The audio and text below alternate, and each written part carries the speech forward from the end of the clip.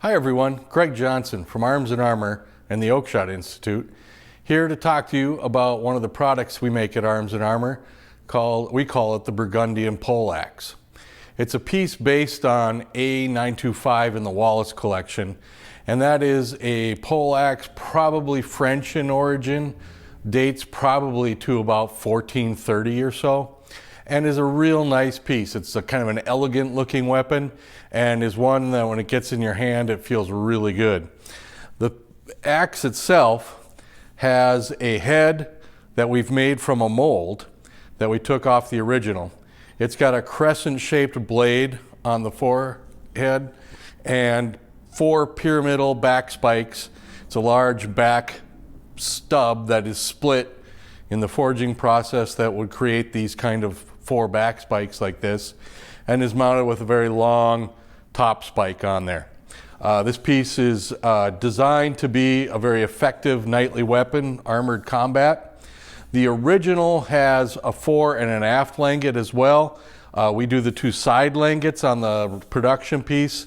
Customizing, we could do the langets on the fore and aft if that was so desired, and we can add things like a butt cap or a butt spike if that was needed as well.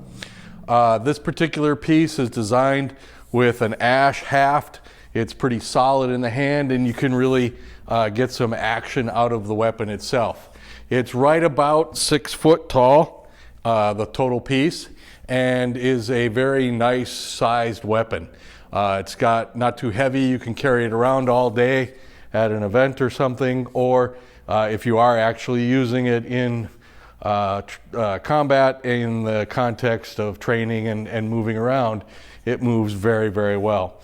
The blade does get quite sharp. It's a very thin little cutting edge on there, and the back spike of course is quite sturdy with the construction of that type. The langets are a good sized material coming down the sides and are very sturdy to the piece.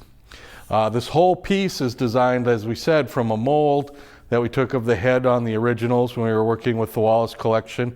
And when we took that piece later on, we were able to use that mold as the basis to make not only this piece, but we made several epoxy castings for them because they were loaning those to the researchers that were being used in the study of the remains from the mass graves from the War of the Roses that they found near Taunton.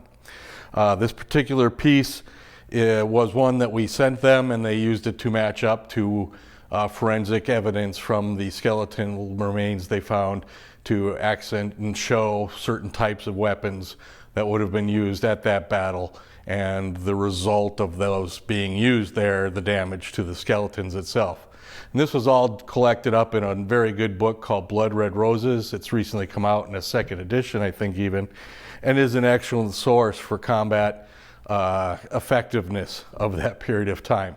It's a great read, and I would advise you to pick the book up if you had a chance.